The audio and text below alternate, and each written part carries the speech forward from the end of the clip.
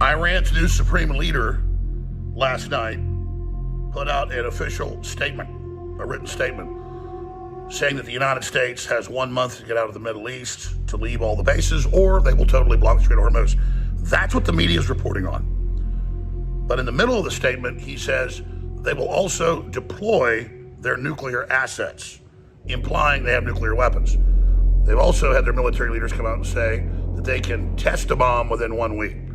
I've been telling you for 15 years they have the fissile material to make bombs. The information I have is they've already got them constructed. Now, people didn't want to believe that because they didn't want to go to war with Iran. They go, well, that means Netanyahu's telling the truth.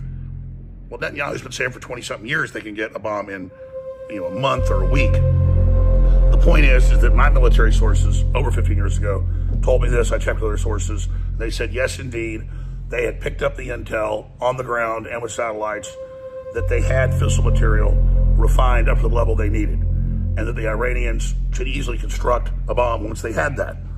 So Iran claimed that religiously it was a fatwa by the last Ayatollah to never build a bomb. Well, the new one just said, we will deploy our nuclear assets. It's not even veiled.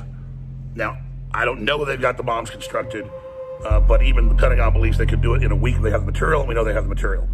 So this is a massive escalation. Trump was warned by the chairman of the Joint Chiefs that this would not be a 4-day war like some were telling the head of CENTCOM, and here we are.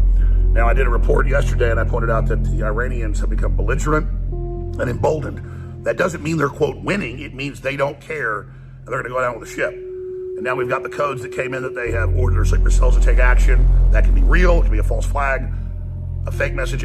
I don't know, because they really do have sleeper cells, but also the deep state could stage attacks to legitimize expanding the war. Trump's got ground troops ready to go in. Since last Saturday, 7 days into this, we're now 12 days in, he's been trying to get an off-ramp. The Iranians said, we're not surrendering. And now they've said, basically, you have to surrender, and you have to leave, or we'll block the Strait of Hormuz. That's economic terrorism, and we'll deploy our nuclear assets. So that's the reality. That's what's going on.